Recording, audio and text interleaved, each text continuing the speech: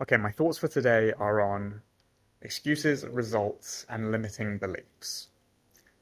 Now, for many reasons in many situations, people may have excuses for why they can't achieve certain things. And in a lot of the cases, they're completely valid. And you're like, okay, yeah, like, that's true. What, you set out to achieve this thing, and you were unable to for whatever reason. And cool. You can be remembered as the guy, oh, he had a reason. That's chill. Or you could say, so what? And do it anyway.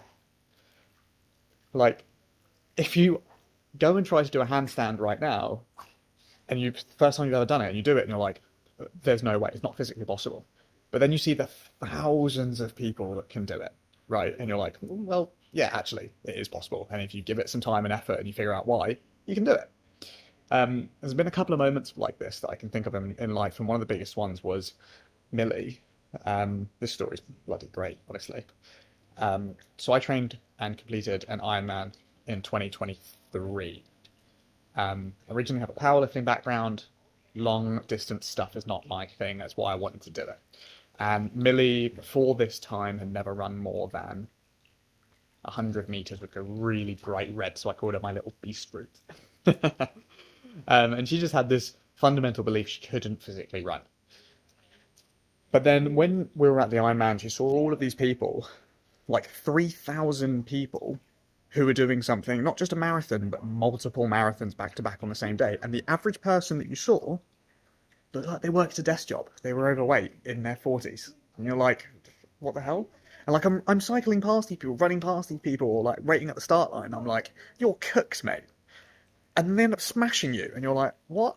So it can be really deceiving based on your initial thoughts and misconceptions. And the reason I'm talking about this is today, I've been thinking a lot about the sales team, business, classic, every day. Um, but like my two biggest issues when hiring for our sales team and trying to expand it are one, trying to motivate people to actually do enough work. So if you've ever noticed, if you have work a 9 to 5, you might sit there for 8 or 9 hours, but you probably only do like 3 or 4 hours work max. And so if you actually are trying to hire someone and you base, oh, this is how much I can do per unit time. So if we multiply that by 8 hours, that's how much they should be able to do. Ha, good joke. If you half that number, that's still usually an overestimate. Generally, the number we use is about a third. A third of what I could achieve in a given time is what we would then have to pay someone or expect of someone to do. So one, the motivation to actually get the work done. Like, we have a fully remote role, so when we're like, okay, so this is the system, this is how long it will usually take you, go ahead and go and do it, and then they stop after what would take 2.5 hours. They might stop after half an hour and be like, oh, I just wasn't able to do it. And you go and have a look at the call logs, and they only tried for half an hour. You're like, okay, that one's a tough one. Not sure how to combat that one just yet. And the second one is a significant skill gap in sales, because especially in the UK, there isn't a massive transactional sales culture in terms of helping people come to a decision, and hopefully that's the right one. So it's influencing their decisions and allowing them to go through a thought process to say, like, is this actually what you want to do? And it's fine either way, but you're not going to leave here today without a decision. Either you're going to remain the same or you're going to choose to change.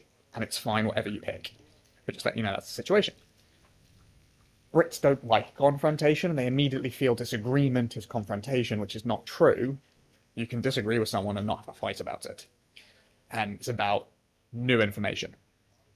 And so, this is a very long way around of me explaining the story. Went to go see a business friend of ours, and he comes from he has had a background of sales, and he had no sales training from what I believe, but then he went and worked for as a high ticket closer for a company, and it was 100% commission. And for the last year, he's been like, I'm absolutely flabbergasted that you offer 30 grand as a base for just turning up, and on target earnings anywhere from 40 to 70.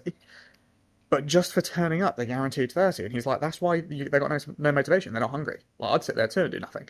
He's like, that's wild. And so he's been hounding on at us to try it. And I'm there like, no, it's never going to work. No, it's never going to work. And I'm like, or we can figure out a way to test it.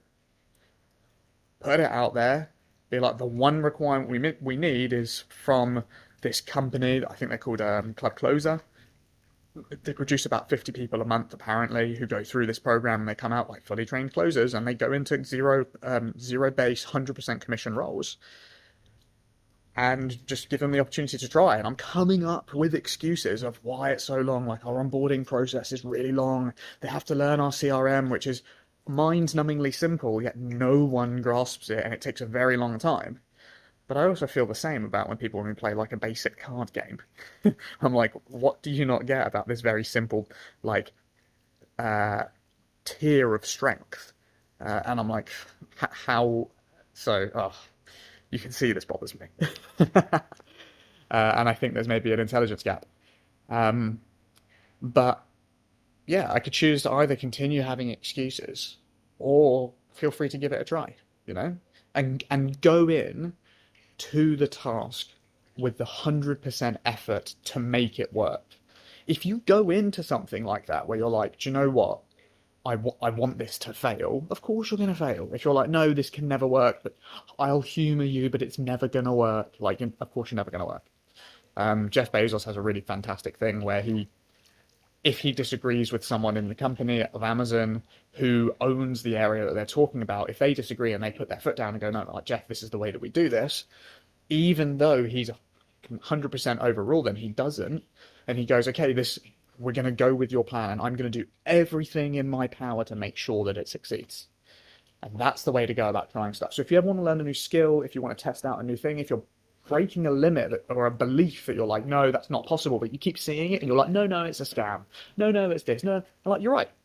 You can either have excuses or you can have results. Either way, you're right. If you choose the excuses, crack on. Your life, you're just going to be on the bottom half of what life could be. Or you can give it a shot and 100% effort and see what actually happens. Just some food for thought if you've ever thought about taking a leap of anything, or belief of trying something that you thought maybe you couldn't achieve. If someone else has done it, odds are they're not that special. So, 2 cents for the day. There you go. Peace. Bye.